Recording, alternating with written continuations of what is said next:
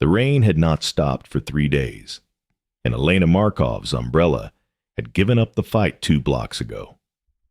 Water streamed down her face as she trudged along the cobblestone path toward the elementary school, her shoes squelching with every step. She taught second grade at Thornwood Academy, a small private institution that served the children of the wealthy families who lived in the surrounding estates. Most of those families she had never seen. They sent nannies, drivers, housekeepers, but not their faces. Never their faces. The parents of Thornwood remained shadows behind tinted windows and iron gates. And Elena had learned not to ask questions about the peculiar hours some children kept, or why certain students never appeared on sunny days. Tonight, however, all of that would change.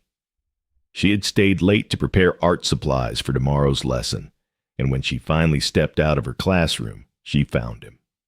A small boy, perhaps 7 years old, curled against the stone wall of the building, with his knees drawn to his chest and his eyes closed. His skin was pale, almost luminescent in the dim light of the security lamp, and his dark hair fell in wet tangles across his forehead. He wore a school uniform, but she did not recognize him from her own class. His lips were slightly parted, and even from a distance, she could see the exhaustion carved into his delicate features. Elena's heart clenched. She approached slowly, kneeling beside him and touching his shoulder. His skin was cold. Not just rain cold, but deeply, fundamentally cold, as though the warmth had never reached beneath his surface. His eyes fluttered open, revealing irises so dark they appeared black, and for a moment, something ancient and terrifying flickered behind them. Then he blinked, and he was just a boy again. A tired, lost, frighteningly cold little boy. "Sweetheart," she whispered, her voice catching, "where are your parents?" He stared at her without speaking, his small chest rising and falling with shallow breaths. When she lifted him into her arms, he weighed almost nothing, and his head lolled against her shoulder with the boneless surrender of complete exhaustion. She did not know where he belonged. She did not know his name. But she knew she could not leave him here in the rain, alone and cold and small against the uncaring stone. She carried him home. Her apartment was modest, 3 rooms above a bakery that filled her mornings with the scent of bread, and her evenings with silence. She laid the boy on her sofa, wrapped him in every blanket she owned, and sat beside him through the long hours of the night, watching his chest rise and fall, watching color slowly return to his cheeks. He did not wake. He did not stir. He simply slept, and she simply watched. And somewhere in the darkness, she felt the first threads of something enormous beginning to weave themselves around her life. She did not know that his father was searching. She did not know that his father had turned the entire city inside out looking for his son, that servants had been dispatched to every corner of the district, that the most powerful creature in 300 miles was currently standing in the rain outside Thornwood Academy. His ancient heart seized with a terror he had not felt in 7 centuries. She did not know that by taking the boy home, she had set into motion events that would change everything she understood about the world and her place within it. She only knew that the boy was cold, and that she was warm, and that some bonds are forged in the simple act of sheltering what is vulnerable. Dawn came slowly, gray light seeping through her curtains, like a reluctant guest. Elena had not slept.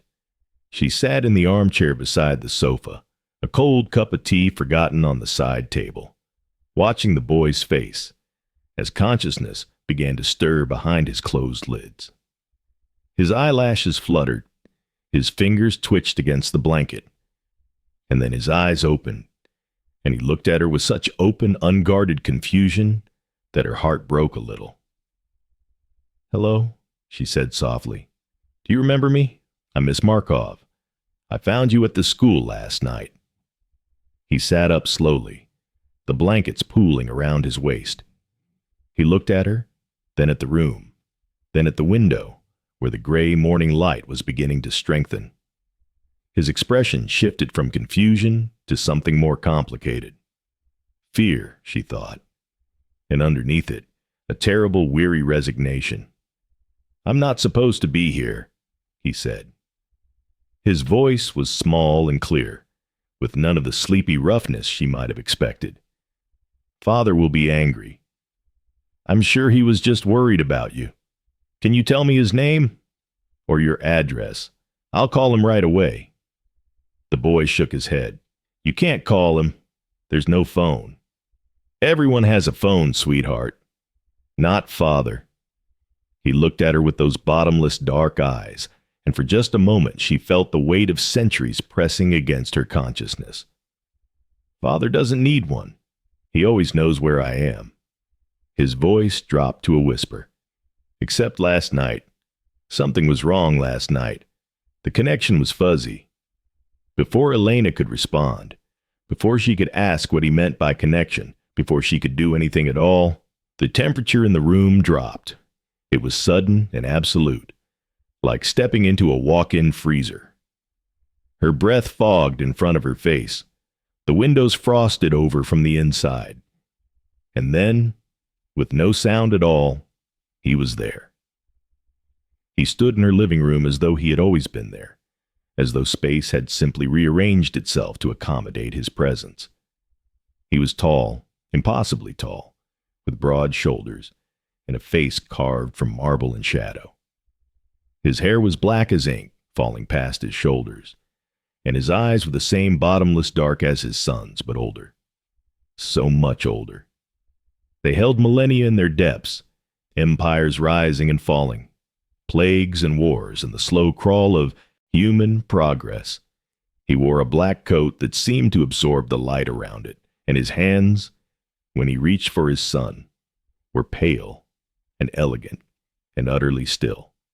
"Marcus," he said, and his voice was deep and rich and cold as the grave. "You frightened me." The boy launched himself off the sofa and into his father's arms. Elena watched as the ancient creature knelt to receive his child, as those terrible hands curved gently around the small body, as something soft and desperately tender flickered across that marble face. The boy was speaking rapidly, explaining about the fuzzy connection, about how he had gotten lost when the car broke down, about how the nice teacher had found him and carried him home and wrapped him in blankets. The vampire's eyes lifted to Elena's face. She felt the weight of his gaze like a physical thing, pressing against her skin, slipping beneath her defenses to touch something raw and vulnerable at her center. No one had ever looked at her like that, as though she were the only thing in the room, as though she were the only thing in the world. "You helped my son," he said. He was cold and alone. Anyone would have done the same. No. His voice was absolute. They would not have. He rose to his feet, the boy still cradled in his arms, and took a step toward her. She should have been afraid. She knew she should have been afraid. Every instinct she possessed should have been screaming at her to run, to hide, to protect herself from the predator standing in her living room with centuries of blood on his hands. But she felt no fear. She felt only the strange, pulling awareness of something vast, shifting beneath the surface of the moment, something that had been waiting for this precise configuration of souls since before she was born. "I am Victor Blackwood," he said, "and I am in your debt." The words hung in the air between them, heavy with implications she could not yet understand. A vampire king did not owe debts lightly. A vampire king did not owe debts at all, if he could help it. Yet here, he stood in her modest apartment, with his son in his arms, and his ancient eyes fixed on her face, offering her the one thing no creature of his kind ever offered freely: power, leverage, a claim upon the most dangerous being she would ever meet. Elena did not know any of this. She only knew that the boy was safe, and that his father had come for him, and that somewhere beneath the ice of Victor Blackwood's gaze, she had glimpsed something that looked almost like gratitude. She also knew, though she would not admit it for many days yet, that when he looked at her, something inside her chest had stirred, something that had been sleeping for a very long time. "You don't owe me anything," she said. "I was just doing what was right."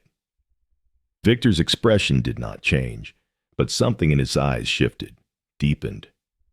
He studied her for a long moment.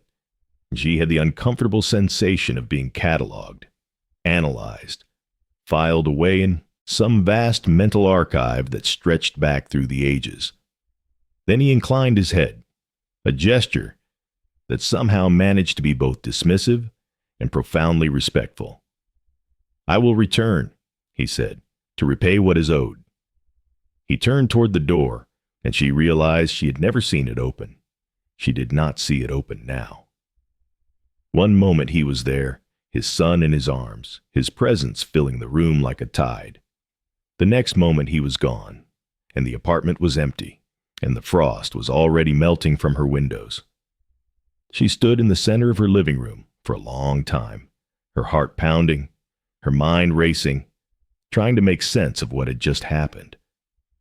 A vampire king, if his bearing and his power were any indication, and his son lost in the rain, exhausted and cold, and somehow finding his way to her. The coincidence seemed too enormous to be coincidence. The threads of fate seemed too deliberately woven to be chance. But Elena Markov did not believe in fate. She believed in kindness, in doing what was right, in the simple human obligation to help those who needed help. She believed that the world was made better by small acts of compassion, and that the darkness could be held at bay, one gentle deed at a time. She did not know that the darkness was about to walk back into her life and refuse to leave. She did not know that the Vampire King's debt would become the pivot point around which her entire existence would turn.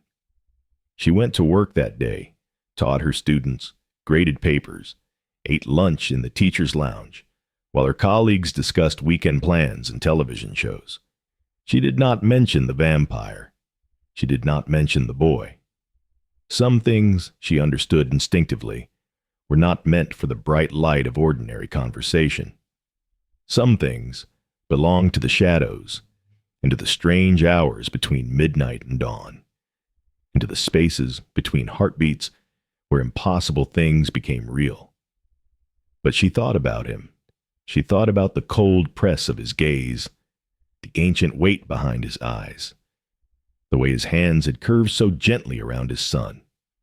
She thought about the way he had said her debt, as though the words were a binding contract, as though by speaking them, he had woven something irrevocable into the fabric of reality.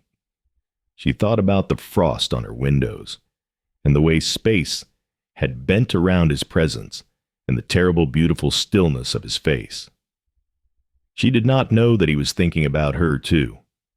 She did not know that Victor Blackwood had returned to his estate on the hill and spent the entire day in his study, staring at nothing, trying to understand why the scent of her had lodged itself so deeply in his memory. She smelled of chalk dust and old books and something warmer underneath, something living and vital that called to him across the centuries of his existence. He had fed on thousands of humans. He had loved a few, mourned them when they died, and moved on with the patient acceptance of an immortal being. But none of them had ever made him feel like this. None of them had ever made him feel as though something essential had shifted in the architecture of his soul. He did not believe in the bond. The mate bond was a legend, a story told to young vampires to explain the occasional insanity that gripped their elders. No one had experienced a true bond in over 1,000 years. It was considered myth, a romantic fantasy that had no place in the political realities of vampire society. And yet, when he had stepped into her apartment, when his eyes had found her face, when her scent had wrapped around him like a living thing, he had felt it. The click, the lock sliding into place. The sense that something had been waiting for this moment, arranging circumstances across decades and centuries to bring them to this precise point. He was terrified. Victor Blackwood, who had not felt fear since the day he was turned, who had faced down armies and survived the purges and built his kingdom from the ashes of lesser vampires, was absolutely terrified.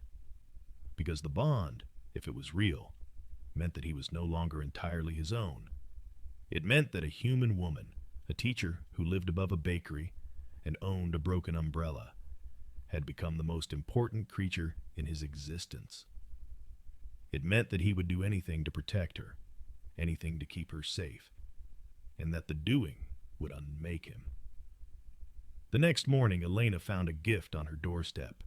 It was wrapped in black paper and tied with a silver ribbon, and inside was an umbrella. Not just any umbrella, but the most beautiful umbrella she had ever seen, with a handle carved from some dark, ancient wood, and a canopy that shimmered like liquid night. There was no card. There did not need to be. She knew who it was from. She carried it to school that day, feeling foolish, feeling exposed, feeling as though everyone could see the thread that now connected her to something dark and vast and incomprehensible. No one noticed. No one commented.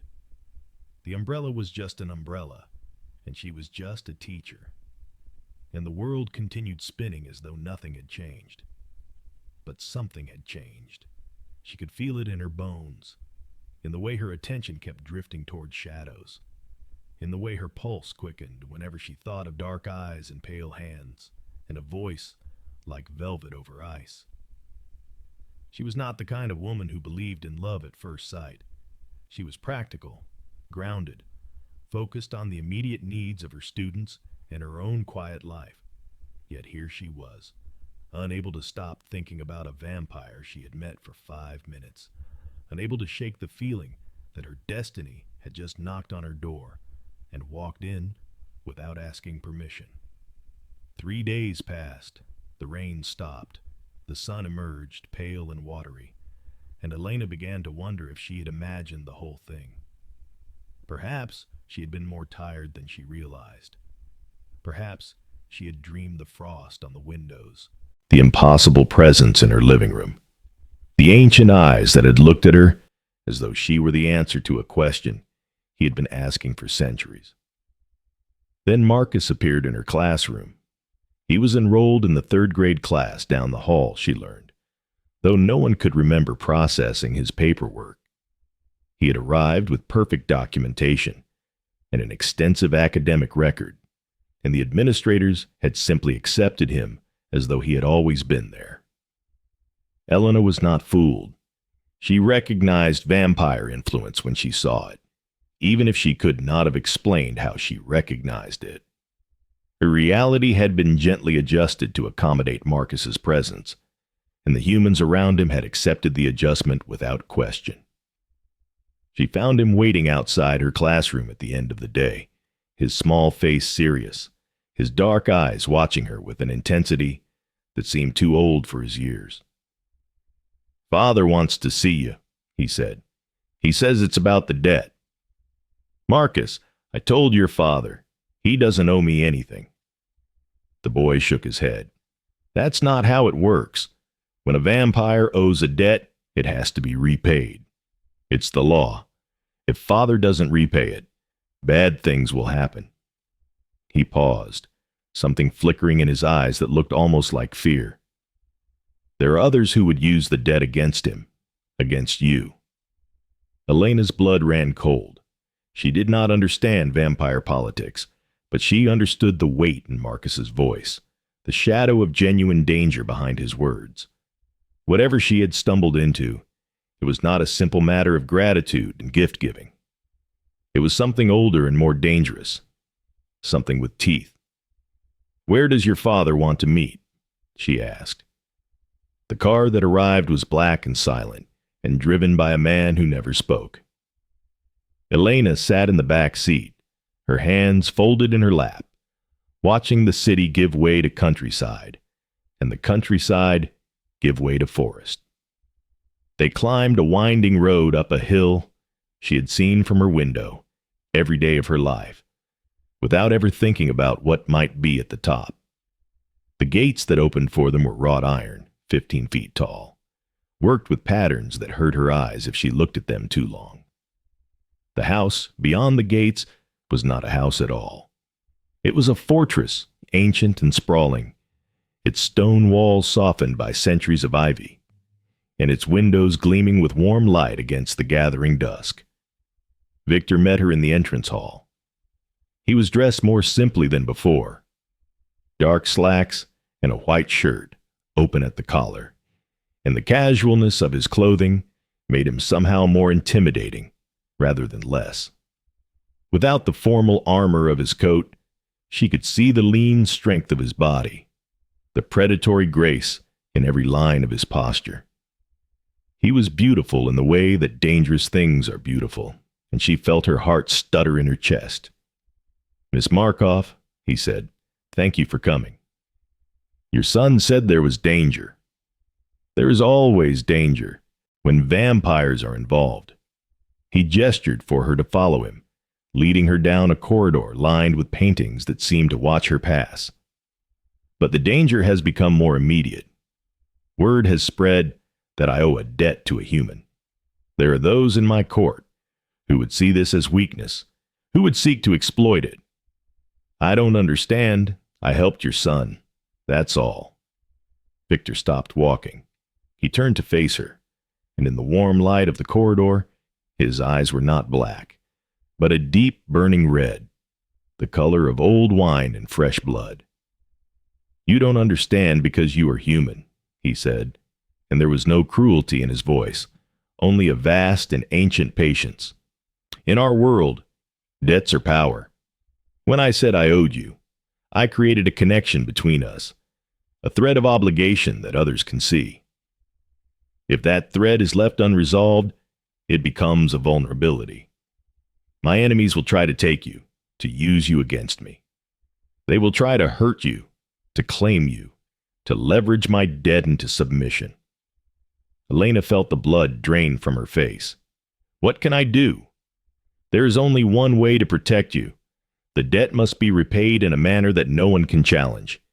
It must be repaid with something of equal value to what you gave me. I just carried him home. I wrapped him in blankets. It wasn't, you saved my son's life." Victor's voice was sharp, cutting through her protest. "Marcus was fading when you found him. The connection between us had broken, and I could not find him. Another hour in the cold, and he would have slipped into torpor. Do you understand? My son, the only thing in this world that I love, would have died, and you saved him. You carried him home and wrapped him in warmth, and sat with him through the night. There is nothing of greater value in my existence than my son's life, which means there is nothing of greater value that I can offer you in return." The silence between them stretched and deepened. Helena stared at him, her mind racing, trying to process the implications of what he was saying. A debt of life for life, a debt that could only be repaid with something irreplaceable. "What are you offering?" she whispered. Victor held her gaze. Behind the ancient composure of his face, she could see something struggling, something that looked almost like hope warring with fear. "Myself," he said, "my protection, my name, my life bound to yours for as long as you draw breath." He paused, and when he spoke again, his voice was raw. "I'm offering you the mate bond, Elena. I'm asking you to become my queen." The world tilted around her. She reached for the wall, steadying herself, trying to breathe through the enormity of what he had just said. The mate bond. Queen. This was not possible. This was not real. She was a second-grade teacher who lived above a bakery. She was ordinary in every way that mattered. She could not be the mate of a vampire king. Yet when she looked into his eyes, she saw that he was not joking. She saw that he was terrified, just as she was terrified, and that his terror was not for himself, but for her. He was offering her everything he had, and he was afraid she would refuse. "I don't even know you," she said. "No, you don't, but you could. If you give me time, if you let me show you who I am beyond the monster in the crown, you could know me." He took a step closer, and she felt the cold of him wrapping around her like a cloak. "I'm not asking for your love, Elena. I'm asking for the chance to earn it. I'm asking for permission to protect you while you decide whether I am worthy of anything more." She should have said no. Every rational part of her mind was screaming at her to run, to reject this impossible offer, to return to her ordinary life and pretend none of this had ever happened. But there was another part of her, a deeper part, that recognized the truth in his eyes, a part that had felt the click of connection when he first looked at her, a part that knew, and with a certainty beyond logic, that her life had been leading to this moment all along. What would it mean, she asked? The bond? It would mean that you are under my protection, that no vampire in my domain could touch you without facing my wrath. It would mean that you would live in this house, that you would be seen as my equal in all matters of governance. It would mean, his voice caught, it would mean that I would feel you, always, your emotions, your presence, the rhythm of your heart, and you would feel me. Would I still be human? For as long as you choose to be, the bond does not require you to turn. It only requires that we both consent to the connection. He reached out, his fingers hovering a breath away from her face, close enough to feel the cold radiating from his skin. "I will not touch you without permission. I will not take anything you do not freely give. You have my word, Elena, my word as a king and as a man. This will only happen if you want it to happen." She looked at him. She looked at the vulnerability beneath the power, the longing beneath the control, the man beneath the monster. She thought about Marcus, asleep on her sofa, so small and cold and trusting.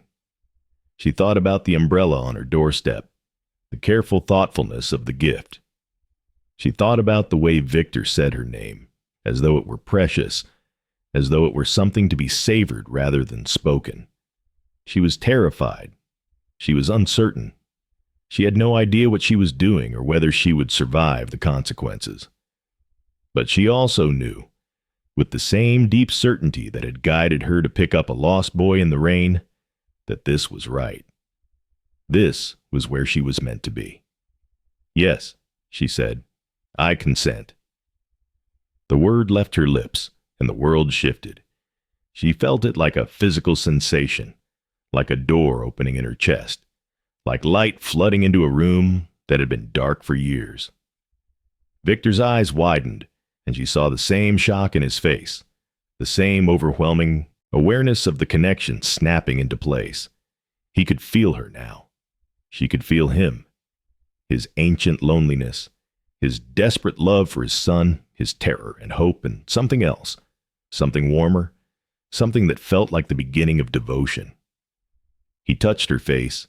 His fingers were cold, but there was no threat in the contact, only tenderness, only the gentle reverence of someone touching something they had never expected to hold. "Thank you," he whispered. She did not know what to say. She did not know what came next, but standing there in the corridor of his ancient house, with his hand on her cheek and his presence wrapped around her like a shield, she felt something she had not felt in a very long time.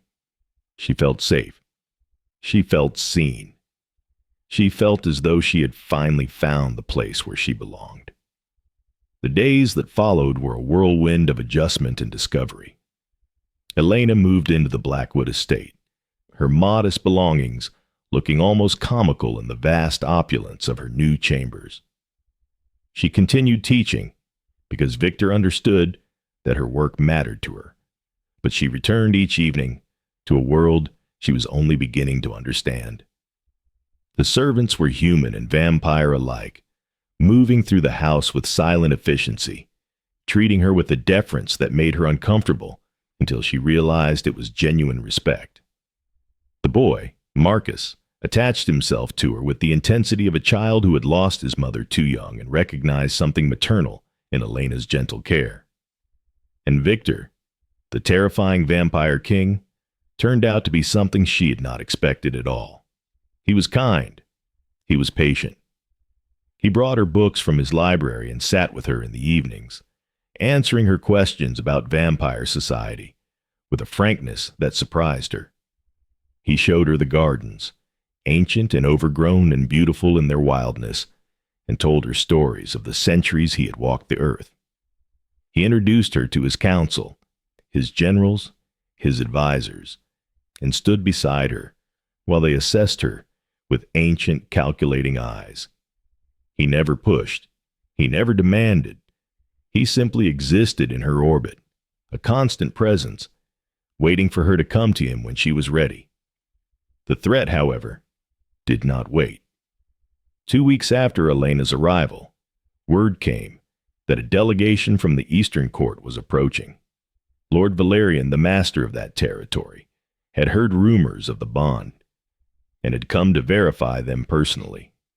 He was old, nearly as old as Victor, and he had been waiting for centuries for an opportunity to challenge Victor's rule.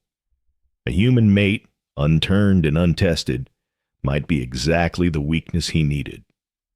Elena stood in the great hall beside Victor, her heart pounding, her chin lifted with a courage she did not entirely feel. The doors opened, and Lord Valerian swept in with a retinue of black-clad vampires, his smile sharp as a blade, his eyes calculating as they swept over her form. "So it's true," he said. "The great Victor Blackwood has bound himself to a mortal. How touching. How profoundly foolish." Victor's voice was ice.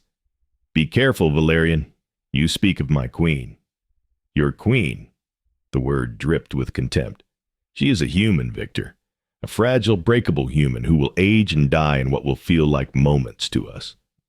You have traded your strength for sentiment, and the Eastern Court will not follow a king who has lost his reason."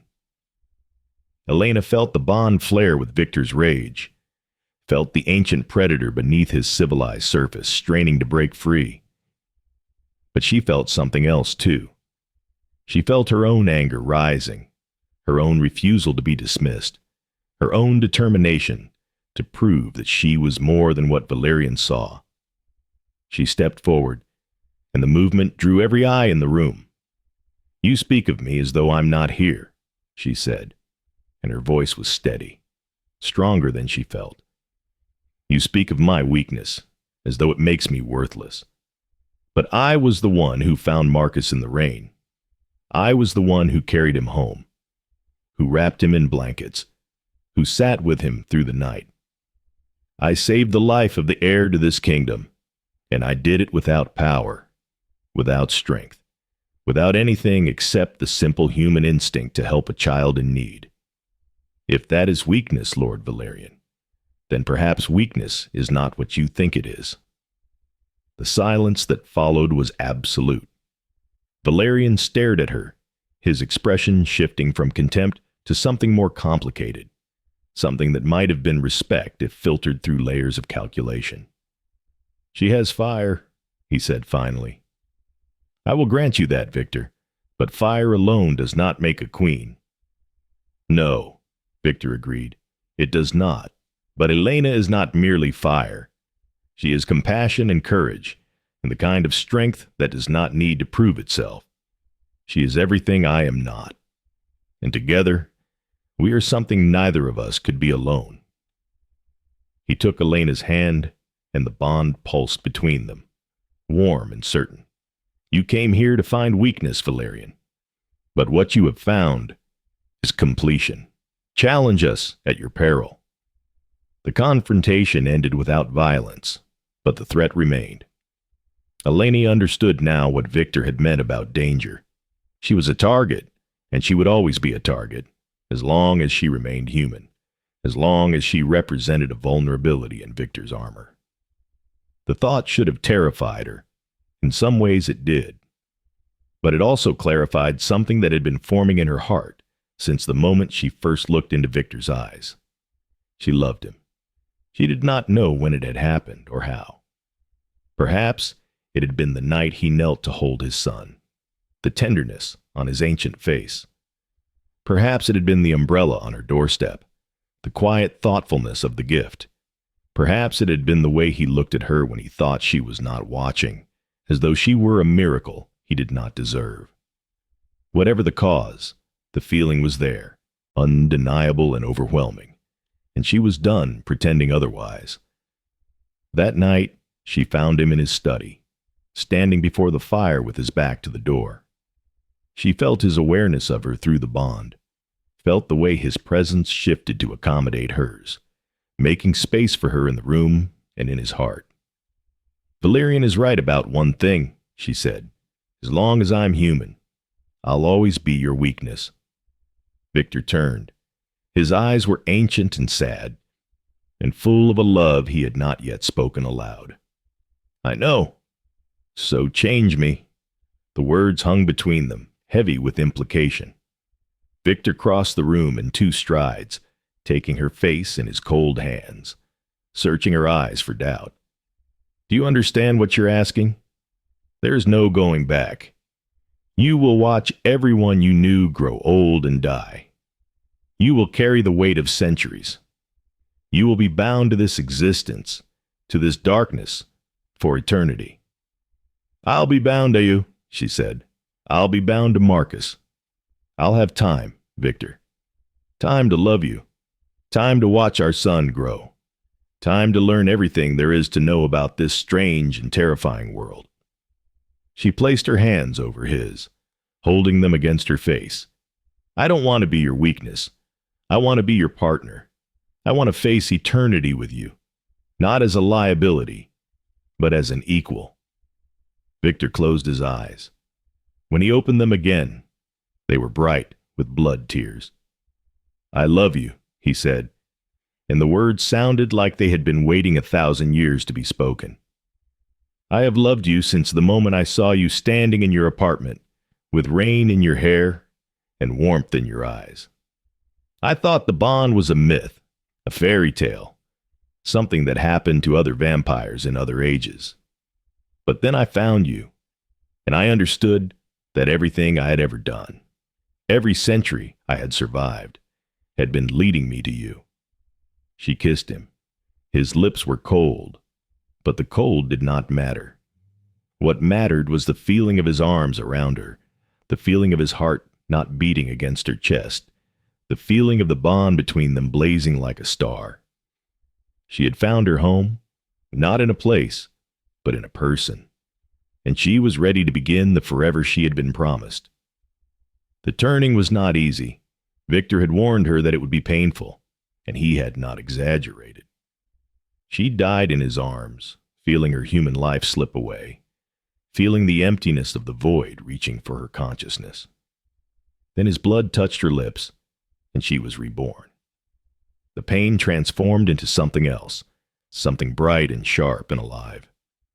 Her senses expanded, taking in the world in ways she had never imagined. She could hear heartbeats 3 rooms away. She could smell the rain approaching from miles distant. She could feel Victor's presence in her mind, a constant warmth, a reminder that she was never alone. When she opened her eyes, the first thing she saw was Marcus, standing beside the bed with tears streaming down his face. The second thing she saw was Victor, his expression so full of love and relief that it took her breath away. She reached for them both, pulling them close, feeling her new strength wrapped in the familiar warmth of family. She was vampire now. She was queen.